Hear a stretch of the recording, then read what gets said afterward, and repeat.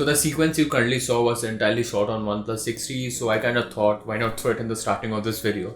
So basically in this video we'll be talking about the camera of the OnePlus 6T.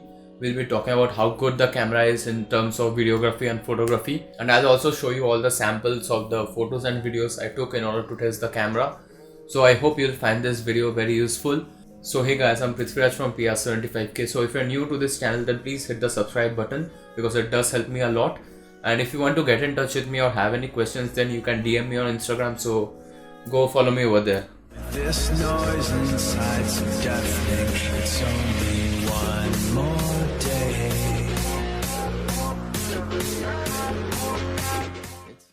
So talking about the OnePlus 6T, I have to say that the camera is decent enough. By decent I mean it doesn't match the level of the other flagship phones. I agree that this phone is much more cheaper compared to the other flagships, but nevertheless you have to compromise on something. So if you're bringing the price down, then the camera quality is also going down, so you have to keep that in mind. Other than that, I just have this weird feeling that I kind of like the videos more than the photos which are taken from this OnePlus 6T. So we'll be discussing about that in a bit. So talking about the two cameras, the first camera is a 16 megapixel shooter with a f1.7 aperture and f-stop of 25mm. This one has OIS. Whereas the second one, which is a 20 megapixel shooter, doesn't have OIS. The front camera is 16 megapixel shooter with f2.0 aperture. It can record 4K up to 60 fps, 1080p up to 240 fps and 720p at 480 fps. It also has EIS for stabilizing your videos. So let's talk about photography first. Although the fingerprint sensor under the screen is quite cool, but this isn't the video talking about it. I'll suggest you to use the HDR mode as you can get some better results, as it brings a lot of contrast and details rather than making it look flat.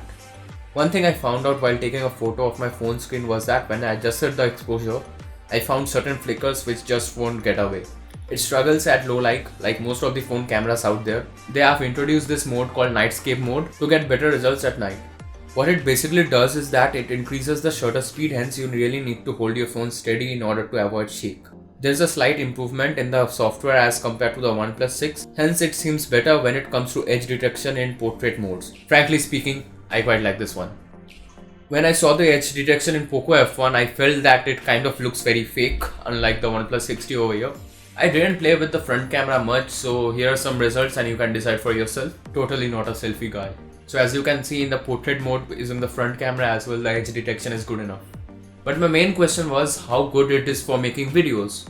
So I gotta say I'm really impressed in this price point. The video I got was smooth enough because of EIS. The colors were accurate and properly exposed, and here is a live sample. So this is a test. At 4K I'm holding the phone in two hands. No stabilizers used, and we are relying on the autofocus. I won't tap to focus over here. The autofocus is quite fast in the video mode. And by the way, whatever audio you're listening to me is from the phone's mic. I'm not using any external recorders for this. So I'm just moving around in my roof, and you might hear some traffic noises as well, as I live really near the roads. You can see the metro construction over there. And this also gives you an idea of the zoom. And since it has two cameras, then I can just flip between the two modes. This is 1x and this is 2x.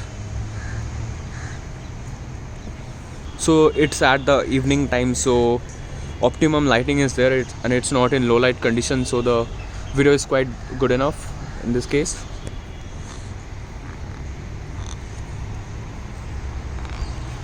And this is the front camera, and I'm not at all happy with it. Like if you're a vlogger, then it might be useful for you, but it's not for me because I vlog using my DSLR as well. So it just makes my face look even fatter than it usually is. So that's why I avoid phone cameras when it comes for taking vlogs and something like that. Again, the audio is from the phone itself, and you can see how it looks when you use your front camera and how the dynamics are. And there are also some constructions worker behind me, so you can get the idea of how much noise it captures. Overall, I'll say that if you're looking for a phone to use as a primary camera for your YouTube videos, then this is a big yes if you have the budget. It also has an inbuilt manual mode if you're into that, called Pro mode. So one thing which this phone lacks, and I really miss this one, is a headphone jack. So if you have been following me on Instagram and if you have been watching my previous videos, then you might have known that I love taking long exposure photos like light painting, light trails, etc. So those slow shutter images really require a steady movement. So if you press the camera shutter of your phone, it will create a lot of shake, which I don't want. So I just used to plug in my headphone and use the volume down button to click pictures and start the video or whatever I used to do with that. You get the dongle though, but so I'm definitely not a dongle guy, so I'm definitely not taking any long exposures using my OnePlus 60. Whereas if you don't take long exposures, it doesn't matter. It has a brilliant camera, I'm telling you. It's just that the photo point of view, it kind of lacks according to my opinion. You might have a different perspective as well. So I hope that pretty much sums up the camera for the OnePlus 60. And I really hope you enjoyed this video. And one more thing I'd like to say is that my exams are coming, so I won't be able to upload consistently till the mid of December. So this probably is my last upload before my exams come, but I promise you after my exams I'm going back on track, uploading videos more consistently, and also bring back my series called Back to Basics, which I had just uploaded one episode. So if you haven't watched that, it's a manual mode basics tutorial. So if you're getting new into photography, you can click the I button and just watch it, and it will help you to get started with photography using manual mode or the pro mode of your phone. Till the time, I hope you enjoyed this video, and please subscribe to my channel if you're new over here. Also smash the like button if it helped, and also leave a comment down below if there is anything you want to say me, or you can just DM me on Instagram as well.